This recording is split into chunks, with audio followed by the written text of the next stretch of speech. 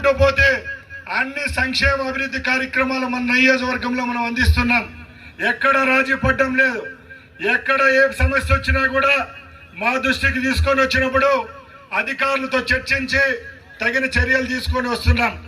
ముఖ్యంగా గత 13 నెలల నుంచి ఎప్పటి నుంచో పెండింగ్ ఉన్న రెవెన్యూ సమస్యలు గత ప్రభుత్వంలో మెడ మీద కత్తి పెట్టి ఎంఆర్ఓ ఆఫీసుల్లో, ఆర్డీఓ ఆఫీసుల్లో, కలెక్టరేట్లలో వైసీపీ దగాకోరులు ఒకరి పేరుతో భూములుంటే ఆ భూములను కూడా వాళ్లకు దక్కకుండా వాళ్ళ అనుయాయులకు ఇప్పించుకునే పరిస్థితి ఉంటే మన ప్రభుత్వం ఏర్పాటైన తర్వాత రెవెన్యూ సదస్సులు ఏర్పాటు చేసుకున్నాం.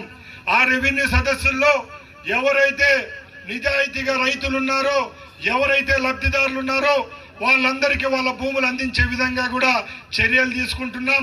వచ్చే 4 సంవత్సరాల్లో ఎవరికి ఏ కష్టం లేకుండా గత 5 సంవత్సరాల్లో జరిగిన ట్యాంపరింగ్ రికార్డ్స్ ఏవైతే ఉన్నాయో అవన్నీ సరిచేసి ఎవరి భూమి వాళ్ళదైతే దున్నేవాందే భూమి అని ఏదైతే నినాదం ఉందో అదే విధంగా రికార్డుల విషయంలో కూడా చర్యలు తీసుకుంటామని ముందే చెప్పాను. రాబోయే కాలంలో కూడా చర్యలు తీసుకుంటామని తెలియజేసుకుంటున్నా. అలాగే